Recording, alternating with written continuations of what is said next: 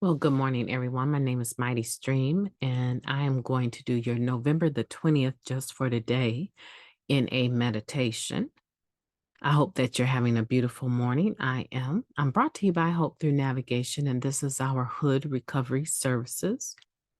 You can reach me at recoveryofhope21@gmail.com. Okay, let's see what we have. It is entitled Finding Fulfillment. We weren't oriented toward fulfillment.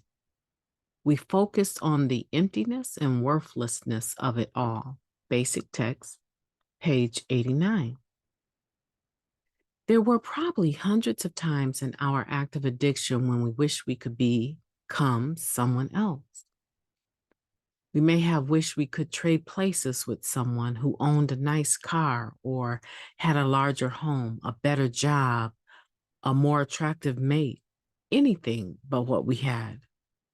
So severe was our despair that we could hardly imagine anyone being in worse shape than ourselves.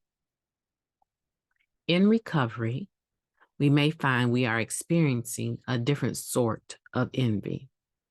We may continue to compare our insides with others' outsides and feel as though we still don't have enough of anything. We may think of everyone from the newest member to the oldest oldtimer sounds better at meetings than we do. We may think that everyone else must be working a better program because they have a better car, a larger home, more money, and so on. The recovery process experienced through our 12 steps will take us from an attitude of envy and low self-esteem to a place of spiritual fulfillment and deep appreciation for what we do have. We find that we would never willingly trade places with another, for what we have discovered within ourselves is priceless. Just for today, there's much to be grateful for in my life. I will cherish the spiritual fulfillment I have found in recovery. Beautiful. Let's take a moment of silence, followed by the wee version of the Serenity Prayer. Moment of silence now, please.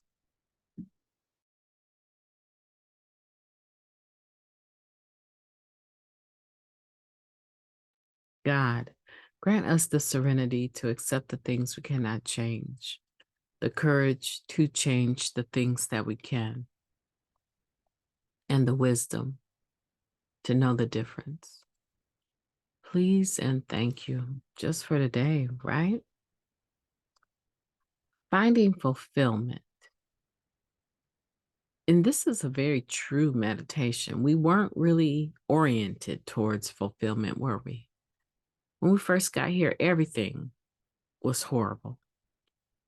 There was so much pessimistic thinking.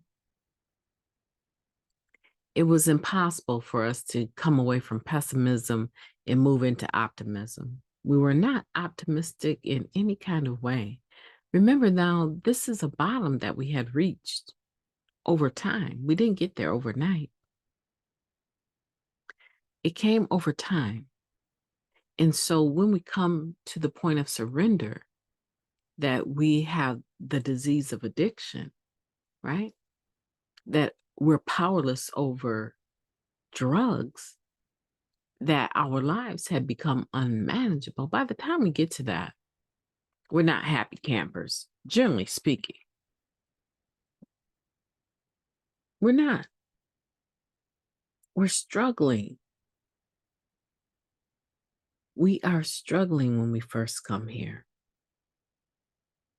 And so to think that when we look around in the meetings and we are comparing ourselves to others and their outsides, that's what we're doing. We're comparing our insides to the outsides of other people.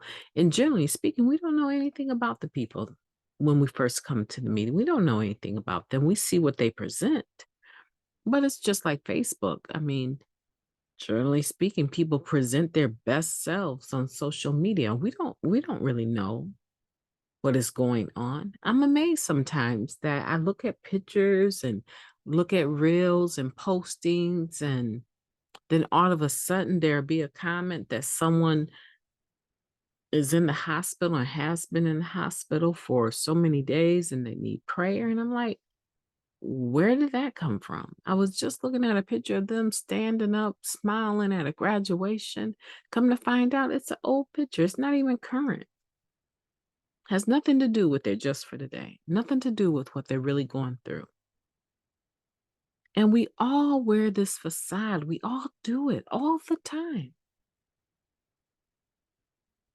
Hopefully, in recovery, we've gotten to the point where we no longer judge ourselves based on outsides of other individuals, but I'm pretty sure the majority of us still do, because this is something that is so deeply embedded in our core value, our not core value, because it's really not valuable, but this low self-esteem, this attitude of envy, this attitude of comparing ourselves is so deeply embedded in us that it's hard to root it out. But I do guarantee you that if you do the work, if you make the commitment to practice spiritual principles, experience working the 12 steps with a sponsor, be honest, have open-mindedness, and be willing to take suggestions from the person that you have invited into your life as your sponsor, and not the other way around.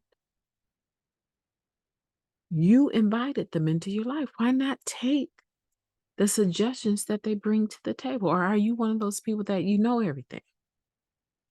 No matter what your sponsor says, you're going to disagree because you have an oppositional disposition. And you really have a lot of pride because you think one or two things. You have a whole lot of low self-esteem, or a lot of pride because you think that you know better, but your best thinking landed you here in Narcotics Anonymous.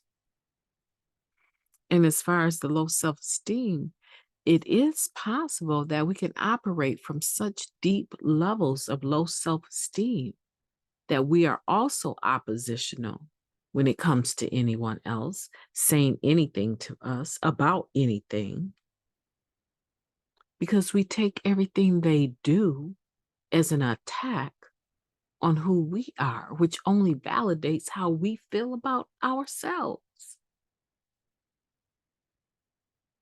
We really have to think about this.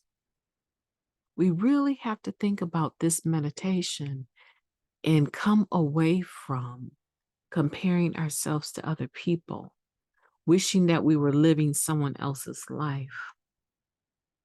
And through the 12 steps, you'll be able to do that, and you'll find out that who you authentically are, your genuine self, the principled individual, that individual, there's a value that's attached to that person that cannot be duplicated. It cannot be sold. It's priceless. And you will begin to see that even when you notice things about other people, there's not this spirit of coveting what they have, or envy, or jealousy. There's none of that. Because today, through recovery, you become content and satisfied with who you are, what you are, how you are, when you are, and why you are. I can't say that 5 times fast, but I guarantee you that you will come to that point. Now, don't get me wrong, there's still things about myself that I feel I need to work on, that I'm lacking in. But in order to change them, all I need is consistency. I take the first step, then I take the second step. I just need consistency. And I'm amazed. Those areas in my life that I'm uncomfortable with, when I start applying pressure to them and doing the work, my self-esteem jumps up by leaps. and bounds, it increases automatically because now I'm in the mode of self-care instead of self-compare to other individuals. I hope this has been helpful for you today, and I hope that you will have a beautiful day on purpose, that this will be the best November 20th that you've ever had because you deserve it. Have a beautiful day on purpose, and I will be talking to you tomorrow.